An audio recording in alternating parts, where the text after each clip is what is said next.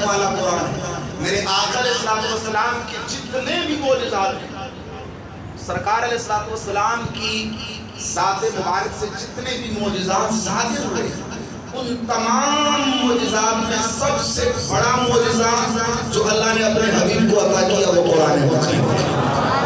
علماء فرماتے ہیں کہ جو نبی جس دور میں تشریف لایا اسے اس دور کے تقاضوں کے مطابق معجزات عطا کیے. حضرت سیدنا عیسیٰ علیہ السلام جب تشریف لائے تو اس وقت صحابت جو ہے اور حکمت تو اللہ تبارک و تعالیٰ نے حضرت سیدنا عیسیٰ علیہ السلام کو یہ معجزہ عطا فرمایا کہ وہ اپنا دست ناز بیمار کے اوپر رکھتے اللہ بیمار کو شفا عطا کر دیتا تھا. بولو سبحان اللہ. یار لوگ کہتے ہیں اللہ کے سوا کوئی کچھ نہیں کر سکتا، اور میں نے کہا اللہ کے سوا خیر اللہ کوئی کچھ نہیں کر سکتا. جو محبوب اللہ ہوتا ہے، حبیب اللہ ہوتا ہے، رسول اللہ ہوتا ہے، نبی اللہ ہوتا ہے، اولیاء اللہ ہوتا ہے، جو اللہ کا پیارا ہوتا ہے وہ اللہ کی عطا سے بیماروں کو شفا دیتا ہے، وہ اللہ کی عطا سے مردوں کو بھی زندہ کر دیتا ہے. حضرت سیدنا عیسیٰ علیہ السلام، یہ قرآن تیسرا بڑا سورہ آل عمران میں وضاحت میں جا نہیں سکتا، صرف اشارہ کر رہا ہے. حضرت عیسیٰ علیہ السلام قرآن کہتا ہے، یہ خود فرماتے ہیں ابری الاکمہ والابرص واحیی الموتیٰ باذن اللہ، میں کوڑیوں کو شفا دیتا ہوں، اندھوں کو بینائی دیتا ہوں، اور مردوں کو اللہ کی اجازت سے زندہ کرتا ہوں. اور میں نے کہا سنو، نبی کا تو بڑا بڑا ہے، نبی کا تو بہت اعلیٰ مرتبہ ہے. جو نبی کا کلمہ پڑھ لیتا ہے اللہ جس کو ولایت کا مقام عطا فرماتا ہے. بلکہ اس سے بھی آگے کی بات کرو، آپ اگر سورہ بقرہ کو پڑھیں، بنی اسرائیل کی ایک بندے کی گائے ایسی تھی، اللہ تعالیٰ نے موسیٰ علیہ السلام نے فرمایا، یہ لمبا واقعہ ہے، فرمایا اس گائے کو ذبح کرو، اس گائے کے مردہ گائے کے گوشت کو مردہ پر مارو، اللہ مردہ کو زندہ فرما دے گا. وہ واقعہ ملتا ہے پورا قرآن کے اندر تفصیل ہے کہ حضرت موسیٰ علیہ السلام نے گائے کو ذبح کیا، زندہ گائے نہیں، سمجھ آ رہی ہے؟ گائے کو ذبح کیا گیا، اللہ کے نیک بندے کی گائے تھی، نیک بندہ نہیں، نیک بندے کی گائے، اور وہ بھی مری. اس کو ذبح کر کے اس کا جسم کا ایک گوشت، بعض روایات میں آتا ہے کہ دم مارا گیا، بعض میں باقی عام گوشت کا ذکر آتا ہے. تو وہ جو بنی اسرائیل کا مردہ تھا اس کو اللہ کے ولی کی مری گائے کے گوشت کا ٹکڑا لگا، اللہ نے مردے کو حیات عطا کروا دی. اب میں نے کہا تم اللہ کے محبوبوں کی بات کرتے ہو جن کو نسبت اللہ کے پیاروں سے ہو جائے، پھر اللہ اس گائے کے اندر اتنی تاثیر پیدا کر دیتا ہے کہ اس گائے کا گوشت اگر مردے کو لگے تو اللہ مردے کو زندہ کر دیتا ہے. جس مردے کو حضرت سیدنا غوث الاعظم کا دست مبارک لگا ہوگا اللہ نے اس کو زندہ نہیں کیا ہوگا، اللہ نے اس کو شان عطا نہیں کی. میں تو عرض کر رہا تھا کہ ہر دور کے مطابق اللہ تعالیٰ نے انبیاء کرام علیہ السلام کو معجزات عطا فرمائے.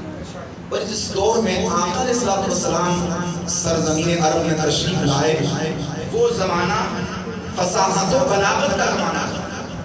اگرچہ اہل عرب کمال تھے، علم سے ان کو دور دور کا واسطہ نہ تھا، لیکن فصاحت اور بلاغت ان کا موتی بولتی، اور ان کی فصاحت کا اور بلاغت کا یہ عالم تھا کہ وہ ایک ایک مجلس میں ایک ایک 100 اشعار فی البدی کسی چیز پر ان کو لکھنے ہوتے یا کہنے ہوتے تو فی البدی کہتے ہیں. اور ان کے جو لکھے ہوئے قصائد تھے انہوں نے دیوار کعبہ پر لٹکا کر رکھے ہوئے تھے، اور یہ چیلنج کرتے تھے کہ لوگوں اگر کوئی فصیح و بلیغ ہے تو آئے ہمارے اس کلام کا مقابلہ کرے، ہمارے ساتھ کوئی مقابلہ کرے. اس دور میں اللہ تعالیٰ نے اپنے محبوب کو قرآن عطا کیا.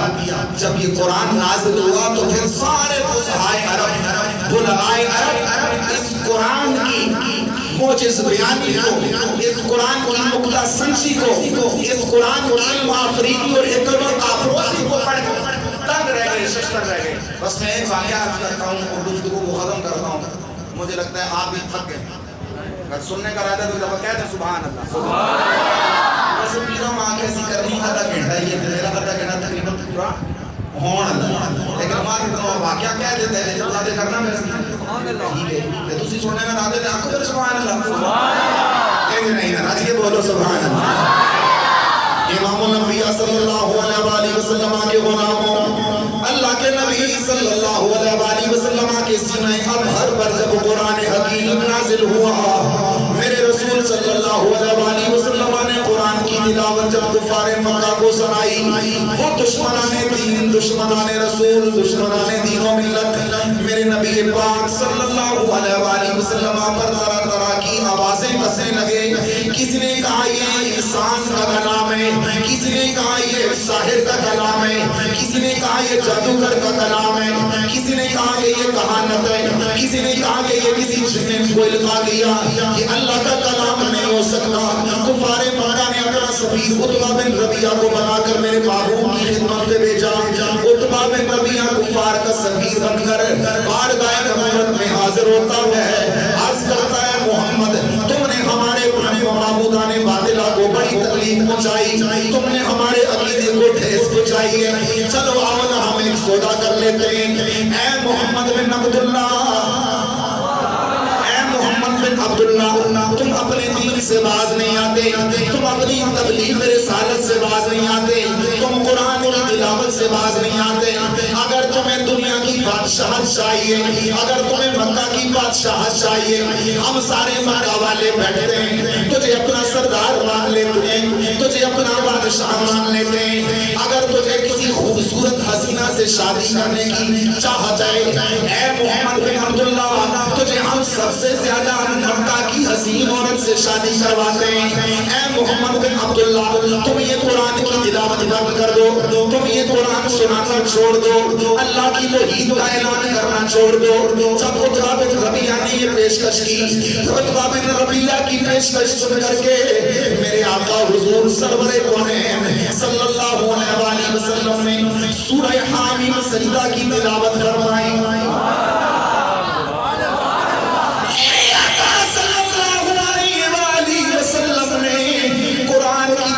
شروع کر دی، سورہ حامیم سجدہ کی تلاوت فرمائی۔ جب مکہ کے رہنے والے فصیح و بلیغ عتبہ بن ربیعہ نے قرآن کو سنا، عتبہ بن ربیعہ پر سحر طاری ہو گیا، اس کی حالت متغیر ہو گئی، سوال سارے دھرے کے دھرے رہ گئے، جواب سارے دھرے کے دھرے رہ گئے، واپس لوٹا گھر کا دروازہ بند کر کے بیٹھ گیا۔ کفار مکہ انتظار میں ہمارا سفیر آئے گا، عتبہ بن ربیعہ رپورٹ پہنچائے گا۔ عتبہ بن ربیعہ نہ لوٹا، چنانچہ کفار مکہ اس کے گھر گئے، کہا عتبہ بن ربیعہ کیوں چھوڑ کے بیٹھ گئے ہو، بتاؤ کیا خبر لے کر آئے ہو۔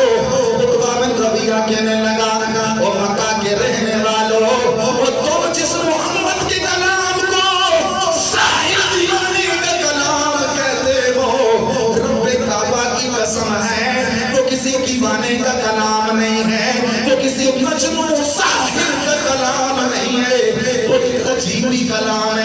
رقت طاری ہو جاتی ہے، کیفیت طاری ہو جاتی ہے۔ صحابہ کرام نے قرآن کی سب سے چھوٹی سورت اِنَّا أَعْطَيْنَاكَ الْكَوْثَرَ فَصَلِّ لِرَبِّكَ وَانْحَرْ إِنَّ شَانِئَكَ هُوَ الْأَبْتَرُ، اس کو لکھ کر کے دیوار کعبہ پر لٹکا دیا۔ اب بڑے بڑے فصحائے عرب آئے، بڑے بڑے علماء عرب آئے، مکہ کے بڑے بڑے زبان آئے، عرب کے بڑے بڑے شاہ سوار آئے، بڑے بڑے منطقی آئے، انہوں نے جب قرآن پڑھا، جب قرآن کی آیات پڑھی، نبی جیسا شاعر بھی آ کے کہتا ہے، جب قرآن کو دیکھا ہے دیوار کعبہ پر، اِنَّا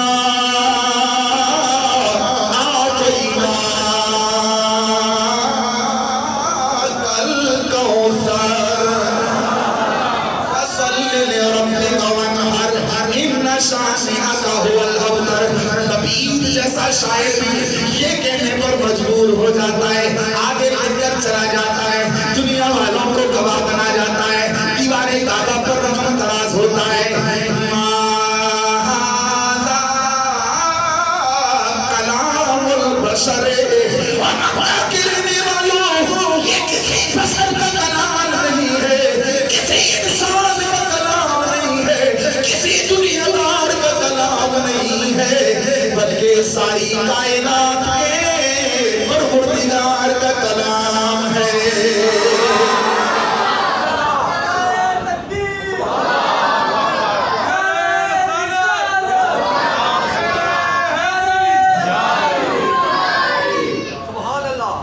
یہ کسی دنیا دار کا کلام نہیں بلکہ او بولو بولو یہ کسی دنیا دار کا کلام نہیں بلکہ پروردگار کا کلام. اسی لیے میرے اعلیٰ حضرت بس اسی پہ گفتگو ختم کرتے ہیں. جو اعلیٰ حضرت سن سکتا ہے وہ میرے لال پڑھے. اس لیے میرے اعلیٰ حضرت امام علیہ السلام فرماتے ہیں میں نثار تیرے کلام پر ملی کس کو یوں تو زبان نہیں. میں نثار تیرے کلام پر ملی کسی کو یوں تو زبان نہیں. وہ سخن ہے جس میں سخن نہ ہو. وہ سخن ہے جس میں سخن نہ ہو. وہ بیان ہے جس کا بیان نہیں. وہ سخن ہے جس میں سخن نہ ہو.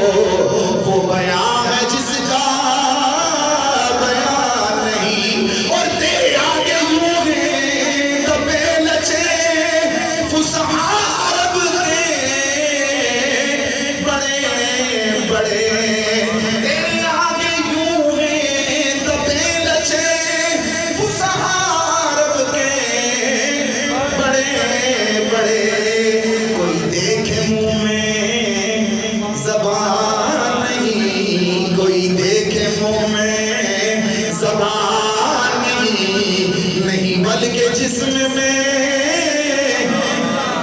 جان نہیں. وہ کمال حسن حضور ہے کہ گمان نقص جہان نہیں. یہی پھول خار سے دور ہے. یہی شمع